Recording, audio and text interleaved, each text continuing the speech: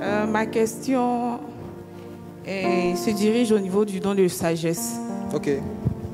J'aimerais savoir, y a-t-il une prédisposition, une disposition dans laquelle on peut se mettre pour aspirer au don de sagesse? Très bonne question. Ma soeur, prends avec moi le livre des Proverbes. À partir du verset 2. Proverbe 2, verset 2. Proverbe chapitre 2, verset 2. Tu peux lire ça toi-même, s'il te plaît? Si tu rends ton oreille attentive à la sagesse et que tu inclines ton cœur à l'intelligence. Allons doucement. Première chose, il dit il faut rendre ton oreille attentive à la sagesse. Ça veut dire quoi? Chaque fois que tu as l'opportunité de pouvoir écouter quelqu'un que tu sais par qui tu peux apprendre de nouvelles choses, il faut le faire. Rends ton oreille attentive. À chaque fois que de la sagesse est en train de sortir de quelqu'un, il faut être attentif. Être attentif, c'est-à-dire écouter seulement, ne pas faire quelque chose d'autre. À chaque fois que tu sais qu'il y a des informations que tu n'as pas ou que tu ne connais pas, qui sont en train de sortir de quelqu'un, tu dois être attentif. C'est la première attitude. Ensuite,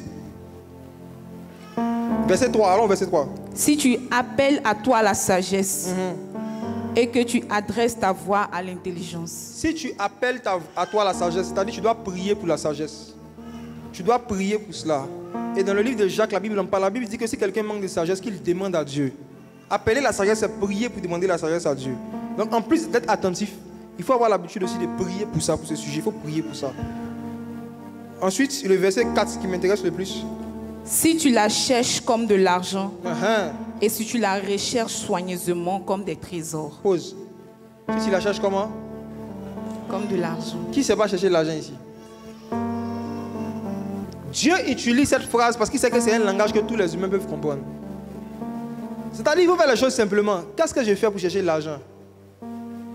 Tu fais quel métier? Tu as appris quel métier, ma soeur? Assistante de direction. Voilà. Est-ce que tu sais que tu as commencé à chercher l'argent depuis que tu es CP1? Je vais t'expliquer.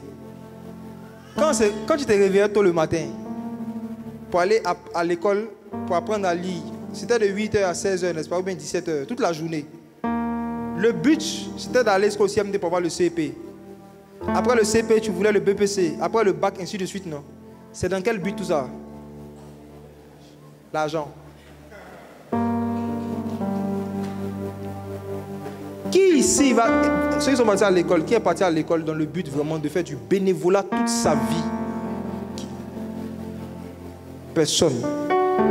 La première manière de chercher l'argent, c'est de chercher l'instruction.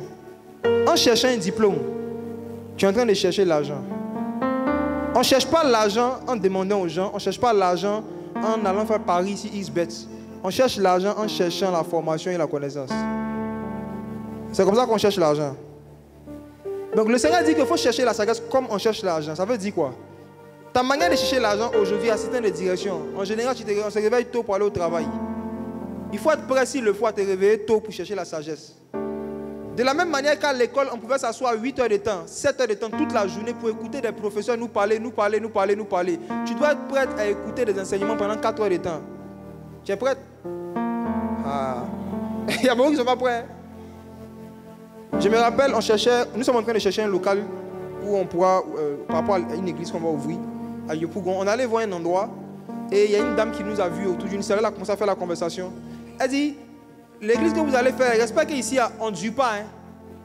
J'ai dit, c'est-à-dire, elle dit, chez nous les catholiques, tu vas à la messe, tu vas à 7h, ou plus tard 8h30, tu as fini. J'ai dit, J'ai dit, donc normalement, quand on vient dans la maison de Dieu, on n'a pas duré. Elle dit, oui, normalement 1 heure, que chez nous les catholiques, c'est comme ça. J'ai dit, quand tu partais à l'école, tu partais à quelle heure, tu revenais à quelle heure?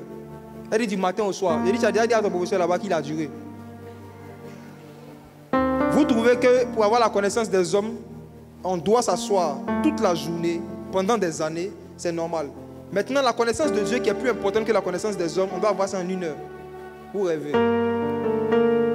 La marche avec Dieu, c'est une école. Les églises sont censées être des universités qui forment des étudiants qu'on appelle des disciples. Et normalement, un étudiant, quand il cherche la sagesse, il doit chercher ça comme l'argent. Tu dois être prêt à faire des sacrifices aussi pour avoir la sagesse. Ma soeur, peut-être qu'actuellement tu es fatigué, mais sois franche avec moi. Si tu reçois un SMS qui dit de quelqu'un que tu connais, il dit s'il te plaît, retrouve-moi à Beaunois avant 17h, je dois te remettre 2 millions, je quitte le pays, fais vite. Ma soeur, tu reçois le message même pendant que tu es assise ici. Qu'est-ce que tu vas faire? Qui parmi vous va répondre? Je suis dans la présence de Dieu, l'argent ne me dit rien. Je vais prier mon Dieu, qui va faire ça? J'ai dit 2 millions, hein? Je n'ai pas dit 2000. Millions, 2. Tu es ici, on dit, fais vite. Je quitte, hein? Tu sais, Benoît, il n'y a pas de Ghana, hein? Viens vite. Avant 18h, rejoins-moi. Ma soeur, même si tu as le palu, tu dois être prêt à faire des sacrifices comme ça pour aller chercher la sagesse. Tu dois être prêt à te déplacer, aller loin pour aller apprendre quelque chose de nouveau. La Bible dit que Salomon, quand Dieu lui avait donné la sagesse, il y a une reine en Éthiopie qui s'est déplacée. À l'époque, il n'y avait pas d'avion. À l'époque, il n'y avait pas de voiture. Imaginez-vous les milliers de kilomètres qu'elle a parcouru avec ses chevaux, ses chars. Une femme s'est déplacée de loin pour venir écouter la sagesse. C'est ça qu'on appelle chercher la sagesse, plus que l'argent. Oui.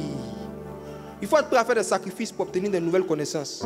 Et tu vas voir que les gens qui dirigent ce monde ou les gens qui arrivent à progresser dans leur vie professionnelle, c'est ce qu'ils font. Tu vas voir des païens qui économisent pour payer des certificats et des diplômes.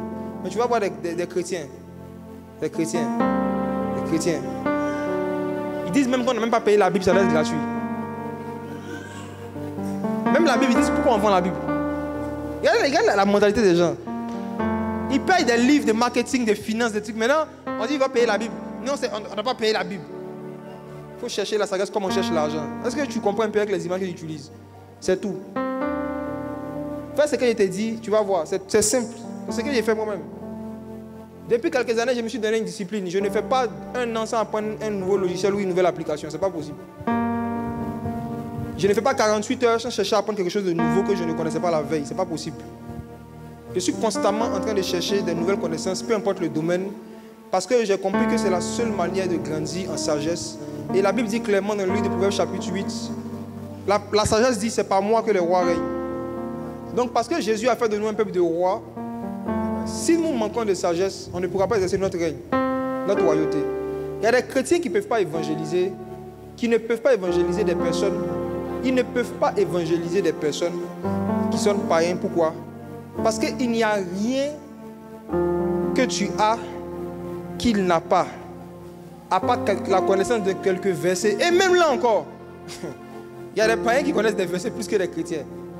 Il y a des païens qui citent des versets, puis c'est le musulman qui rectifie. Il dit non, ça c'est pas Jean 4,16, c'est Jean 3,16. Et puis le chrétien dit oui, Jean 3,16. Tu ne seras pas crédible.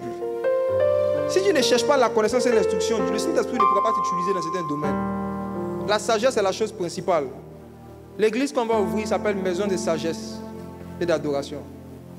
On ne vient pas pour s'amuser. Ce n'est pas consultation prophétique qu'on va faire là-bas. La Bible dit dans Luc 2, verset 52, que Jésus grandissait en sagesse, en statut et en grâce devant Dieu, devant les hommes. C'est tout ce qu'on veut vivre. Tout le reste va venir après. La sagesse dans Proverbes chapitre 8 dit, dans ma main droite sont la richesse et les longues vies, dans ma main gauche la puissance. Même l'onction, c'est dans la sagesse. Alléluia.